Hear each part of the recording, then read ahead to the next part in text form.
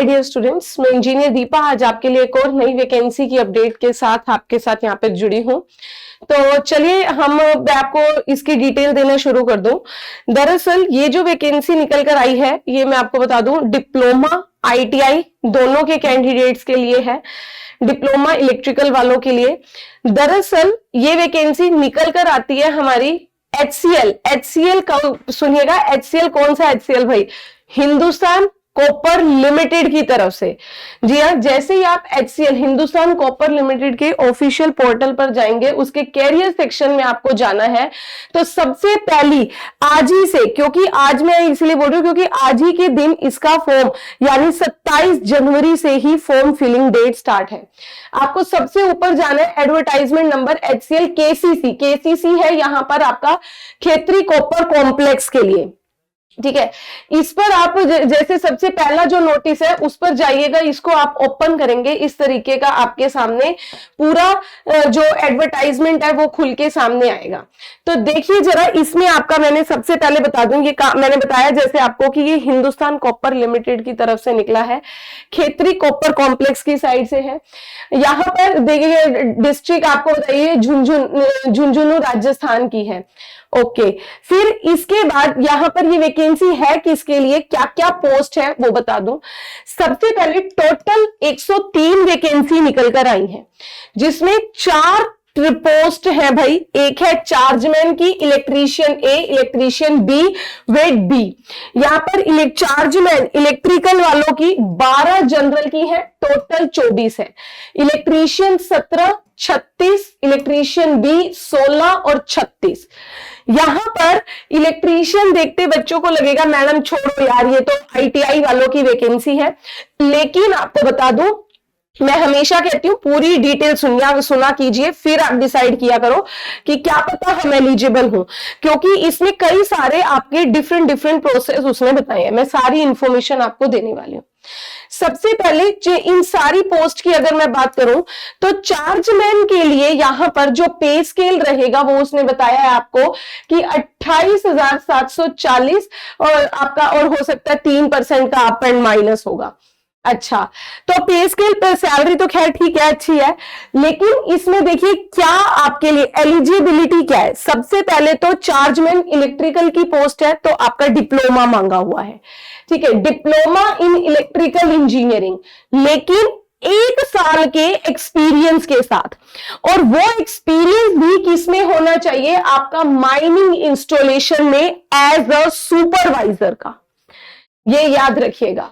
ठीक है, फिर उसके बाद क्योंकि जैसे आप 1 साल का वो कंप्लीट करोगे, ये जो सर्टिफिकेट है वो आपका कब का जो एक्सपीरियंस है वो भी उसने क्या बोला है, after getting supervisory certificate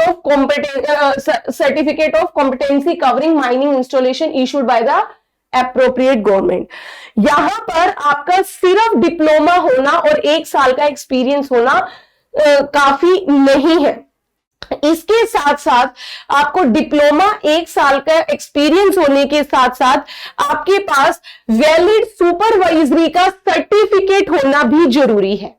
supervisory certificate आपको बता दूं, जब आप किसी गवर्नमेंट सेक्शन में आप वर्क करते हैं तो वहां पर आपको जो सर्टिफिकेट मिलता है वो आपकी अगर पोस्ट सुपरवाइजर की ही है तो उसका आपको एक सैचुरेटरी सर्टिफिकेट भी दिया जाता है।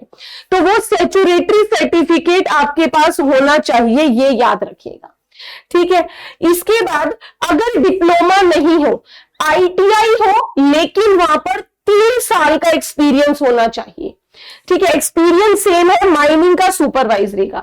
फिर अगर आपके पास कहो कि मैम हमारे पास 10 ITI भी नहीं है, सिर्फ 10th है लेकिन 5 साल का एक्सपीरियंस है, तो भी आप अलाउड है।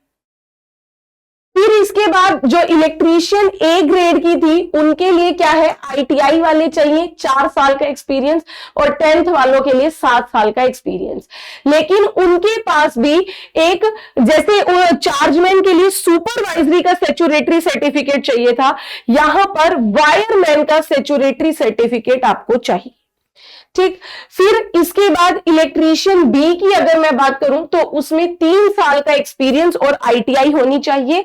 उसमें वहां पे कहता है उनके पास भी आपके पास should possess valid wireman permit, आपके पास वायरमैन का गवर्नमेंट अप्रूव्ड परमिट होना चाहिए। ठीक है, ओके, ये आपको यहां पर ध्यान रखना है। फिर इसके बाद उसने यहां पर जो आपके लिए इंपॉर्टेंट है ये बता दूं कि कहते हैं कि क्या मैडम हायर एजुकेशन अलाउड है, तो उसने यही बोला है कि हमारी हायर एजुकेशन चार्जमैन इलेक्ट्रीशियन के लिए एबी दोनों के लिए अलाउड है, लेकिन यहां पर ये होना चाहिए कि उनके पास सेचुरेटरी सर्टिफिकेट और आपका एक्सपीरियंस भी जरूर होना चाहिए, तो ही हायर एजुकेशन भी अलाउड है। ठीक है, जैसे डिप्लोमा ना हो कि ग्रेजुएट है, ठीक है चलेगा, लेकिन ग्रेजुएट वाले को ये सोचो कि मैडम हमें एक्सपीरियंस नहीं हो 1 साल का तो चल जाए, नहीं, graduation plus experience plus statutory certificate ये दोनों होना जरूरी है। ठीक है, ये याद रखिएगा। अच्छा, इसके बाद आपको आ जाइए कि फॉर्म मैंने जैसे ही बोला था कि आज ही से 27 तारीख से आपके फॉर्म भरे जाने शुरू होने हैं, 25 फरवरी तक आपके फॉर्म भरे जाएंगे। अच्छा खासा टाइम पीरियड दिया है। फिर इसके बाद नेक्स्ट जो आपके लिए इंपॉर्टेंट पॉइंट है, ये आपकी जितने भी यहां पर एक्सपीरियंस या जो भी आपकी एजुकेशन क्वालिफिकेशन है वो 1 जनवरी तक की, 1 जनवरी 2025 तक आपकी यहां पर कह रहा है कि 1 जनवरी 2025 तक से काउंट होंगे, यानी उससे पहले आपकी कंप्लीट होनी चाहिए। ठीक है, रिजल्ट आपके हाथ में होना चाहिए। अब एज की बात करूं, मैक्सिमम एज उसने 40 साल दी है, जहां पर भी आपका एक्सपीरियंस आता है ना तो एज आपकी अच्छी खासी कह देता है। मैक्सिमम एज 40 इयर्स की दी हुई है और साथ ही साथ उसमें काफी सारा एज रिलैक्सेशन है SC ST OBC वगैरह के लिए। ठीक है, खैर एज तो काफी सही है। फिर इसके बाद यहां पर आ जाइए जो हमारा मेन पॉइंट है हमारा कि फीस मैडम फॉर्म है कितने का, तो यहां पर आपको बता दूं जनरल OBC और EWS के लिए 500 रुपए का फॉर्म है। ठीक है, कितने ऑनलाइन आपको पे करना होगा, 500 रुपए का फॉर्म है। तो यहां पर आपको याद रखिएगा जनरल OBC और EWS के लिए, SC ST की नहीं है। फिर इसके बाद सिलेक्शन कैसे होगा मैडम, सिलेक्शन प्रोसेस जो हमारे लिए मेन चीजें है, सिलेक्शन प्रोसेस आपका 2 स्टेज में है, जिसमें फर्स्ट स्टेज में आपका रिटन टेस्ट है, फिर उसके बाद आपका ट्रेड टेस्ट या राइटिंग एबिलिटी टेस्ट।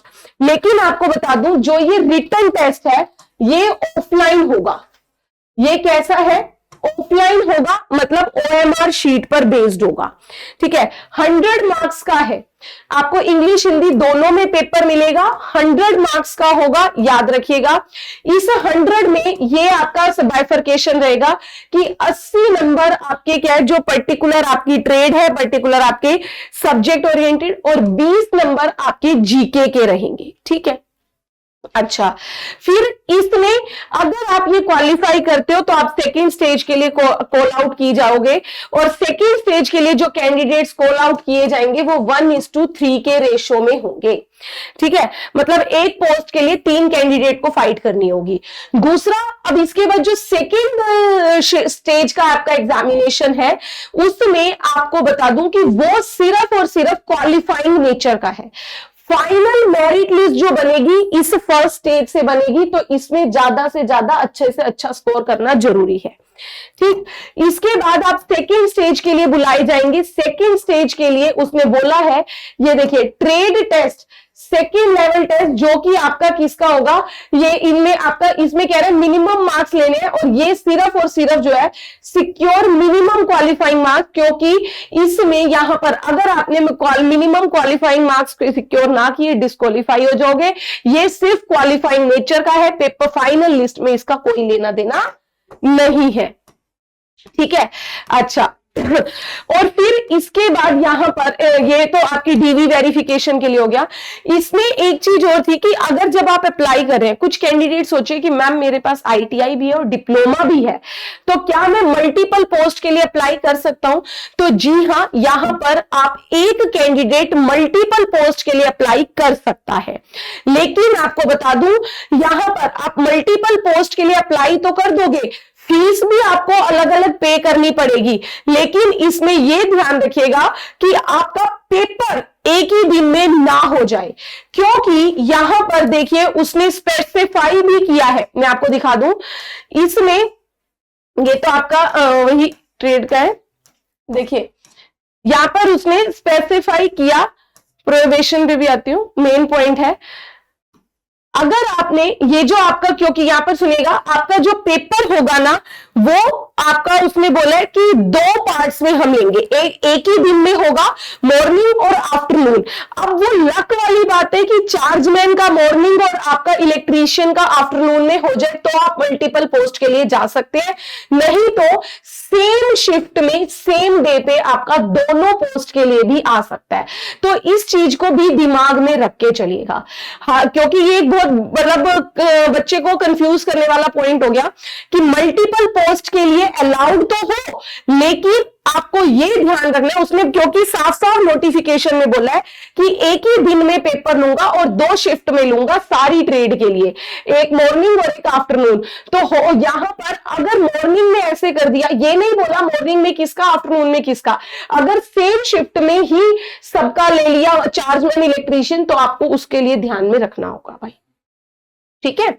अच्छा, फिर इसके बाद यहां पर अगर आपका सिलेक्शन हो जाता है तो फिर वहां पर कहता है कि आपको कंफर्मेशन के बाद 6 महीने की आपको पहले ट्रेनिंग दी जाएगी, ठीक है। 6 महीने की आपको वहां पर ट्रेनिंग होगी। ट्रेनिंग कंप्लीट करने के बाद यहां पर आपको परमानेंट जॉब मिलेगी जी, यही कोई टेम्परेरी जॉब नहीं है, full time regular permanent job है। तो इसके जो मेन पॉइंट्स थे वो मैंने आपको यहां पर ब्रीफ कर दिए। ऑफिशियल साइट भी यहां पर आपको दी हुई है www.hindustancopper.com, इस पर जाकर आप ये फिल आउट फॉर्म अपना कर सकते हो। कितने का है, कौन कौन एलिजिबल है, इसमें ये जरूर ध्यान रखिएगा एलिजिबिलिटी के लिए कि सैचुरेटरी सर्टिफिकेट जरूर हो आपके पास, ठीक है। सिर्फ एक्सपीरियंस के बिहाफ पर नहीं काम चलेगा। तो अगर जिनके पास सैचुरेटरी सर्टिफिकेट है तो जरूर भरिएगा, क्योंकि कंपटीशन बहुत कम हो जाएगा, ये सर्टिफिकेट सभी स्टूडेंट्स के पास नहीं होता, ठीक है। तो जरूर फिल आउट कीजिएगा जो जो एलिजिबल हो। तो नेक्स्ट आप ऐसी ही अपडेट के लिए जुड़े रहिएगा मेरे साथ इसी चैनल पर, और अगर आपको कोई डाउट भी रहता है तो आप मुझसे ऑफलाइन कमेंट करके इसी वीडियो के आप पूछ सकते हैं, ठीक है। तो मिलते हैं नेक्स्ट वीडियो में, तब तक ध्यान रखिए अपना। Thank you very much.